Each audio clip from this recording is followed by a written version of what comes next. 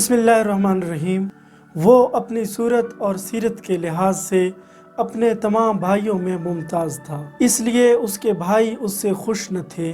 उसके भाइयों ने उनके साथ वो सलूक किया जो कभी हज़रत यूसुफ अलैहिस्सलाम के भाइयों ने उनके साथ किया था। उसके भाइयों ने उसे गलाबानी के बहाने ले जाकर एक सौदागर के हाथों फरोख्त कर दिया। मैं हूँ मोहम्मद याकूब, आपको अपने यूट्यूब चैनल और फेसबुक पेज तारीख जानो पे खुशामदीद कहता हूँ। आप देख रहे हैं बर्र सगीर में आमद इस्लाम की किस्त नंबर 5। आज ज़ेर तज़किरा है शमसुद्दीन अल्तमिश। आज हम जानेंगे उनके इब्तिदाई हालात से लेकर तख्त नशीनी और वफ़ात तक के हालात व वाक़यात के बारे में। लेकिन उससे पहले आपसे गुजारिश है कि अगर आपने अब तक हमारे यूट्यूब चैनल तारीख जानो को सब्सक्राइब नहीं किया तो अभी हमारे यूट्यूब चैनल तारीख जानो को सब्सक्राइब कीजिए और साथ वाले बेल आइकन को ज़रूर प्रेस कीजिए ताकि हमारी तमाम आने वाली वीडियोस की नोटिफिकेशन आप तक पहुंचती रहें। शमसुद्दीन अल्तमिश कराख्ताई तुर्कों के एक बहुत बड़े ख़ानदान का बेटा था। अल्तमिश के बाप का नाम इलम खान था और वो अलबरी कबीले का सरदार था। उसने अपनी दौलतमंदी और खिदमत गुजारों के कसरत की वजह से बड़ी शोहरत हासिल कर ली थी। अल्तमिश अपनी सूरत और सीरत के लिहाज से अपने तमाम भाइयों में मुमताज़ था। इस वजह से इलम खान उसे अपने बेटों में सबसे अजीज रखता था। अल्तमिश के भाई उससे खुश न थे। अल्तमिश के भाइयों ने उसके साथ वो सलूक किया जो कभी हज़रत यूसुफ अलैहिस्सलाम के भाइयों ने उनके साथ किया था। अल्तमिश के भाइयों या भतीजों ने तुर्किस्तान के इस यूसुफ यानी अल्तमिश को कबीला अलबरी के याकूब यानी इलम खान से गलाबानी के बहाने जुदा करके एक सौदागर के हाथों बेच डाला।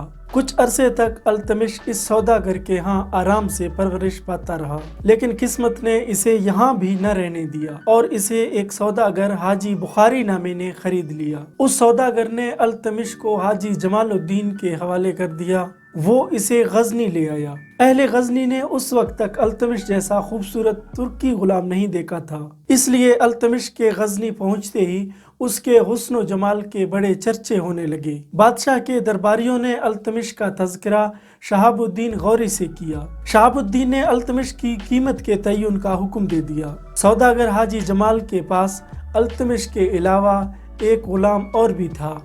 दोनों गुलामों की कीमत 2000 दीनार बताई गई। शहाबुद्दीन ने 1000 दीनार के अवज़ दोनों गुलामों को खरीदने का ख्याल जाहिर किया। हाजी जमाल ने इस कीमत पर गुलामों को बेचने से इनकार किया। शहाबुद्दीन ने सौदागर के इस गुस्ताखाना जवाब से नाराज होकर ये हुक्म जारी किया कि इन गुलामों को कोई शख्स न खरीदे। हाजी जमाल 1 साल तक गजनी में रहा, लेकिन किसी को हिम्मत न हुई कि वो इन गुलामों को खरीद ले।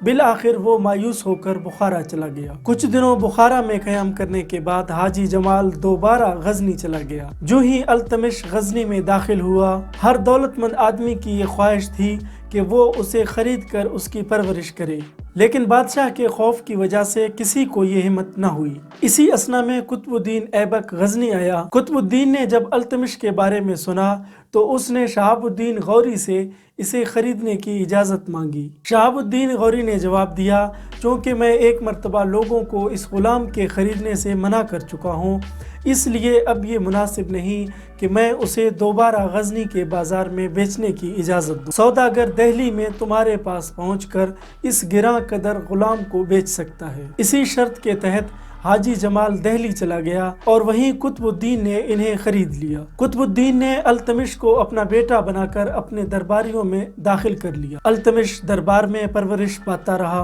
और तरक्की करते करते दरबार के अमीरों में शामिल हो गया। कुतुबुद्दीन अल्तमिश पर बड़ा एतमाद करता था, यहाँ तक के ग्वालियर का किला फतह करके उसे वहाँ का हाकिम बना दिया। जब शहाबुद्दीन गौरी खोखरों से लड़ने हिंदुस्तान आया तो कुतुबुद्दीन भी शाही हुक्म के मुताबिक एक बहुत बड़ा लश्कर लेकर शहाबुद्दीन की मदद के लिए पंजाब की तरफ रवाना हुआ। अल्तमिश को जब ये बात मालूम हुई तो वो भी एक बड़ा लश्कर लेकर कुतुबुद्दीन के पास पहुंचा और उसके साथ रवाना हुआ।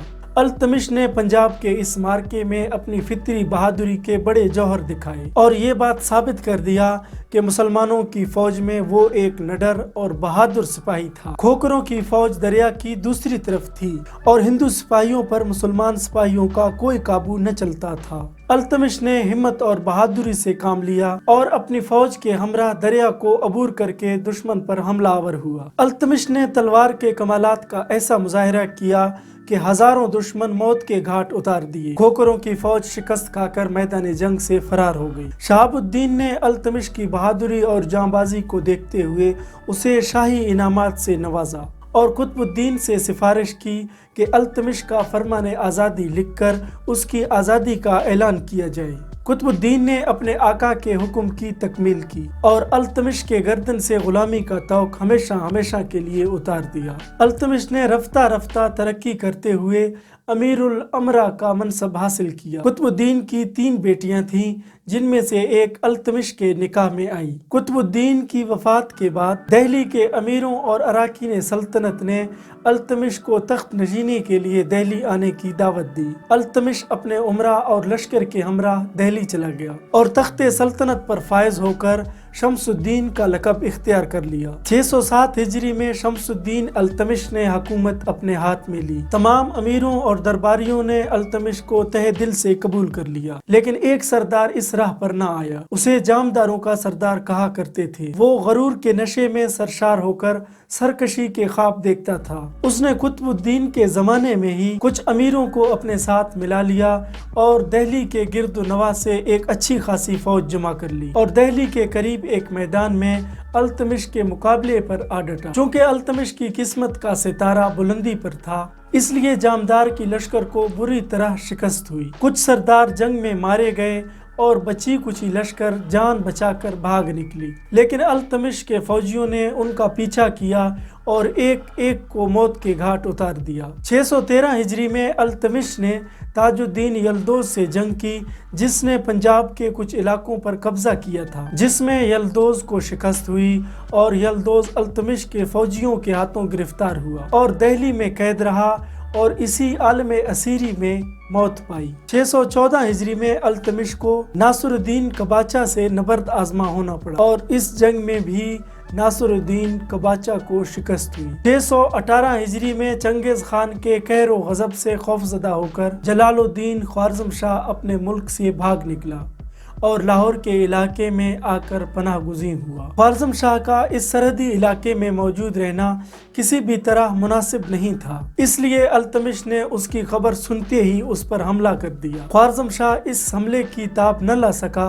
اور سندھ کے علاقے کی طرف بھاگ نکلا۔ 626 ہجری میں خلافت عباسیہ کے قاصد دہلی آئے۔ انہوں نے التمش کو بارگاہ عباسیہ کی طرف سے بھیجا ہوا امامہ خلافت پیش کیا۔ التمش نے اس مذہبی خلط کی پوری تعظیم و تکریم کی اور اس خلط کو زیب تن کر کے انتہائی مسرت کا اظہار کیا۔ اسی خوشی میں اس نے اپنے درباریوں اور امیروں کو تحائف سے نوازا اور پوری شہر کو سجا کر جشن مسرت منایا۔ التمش ایک ایماندار، بہادر اور غریب پرور سلطان تھے، شاید اسی لیے وہ غلامی سے نکل کر بے شمار علاقوں کا آقا بن گیا۔ 633 ہجری میں التمش بیمار ہوا۔ 20 شعبان 633 ہجری کو التمش انتقال کر گیا۔ آج کی ویڈیو آپ کو کیسی لگی کمنٹ کر کے ضرور بتائیے گا۔ ملتے ہیں بر صغیر میں آمد اسلام کی اگلی قسط کے ساتھ۔ اللہ ہم سب کو اپنی امان میں رکھے۔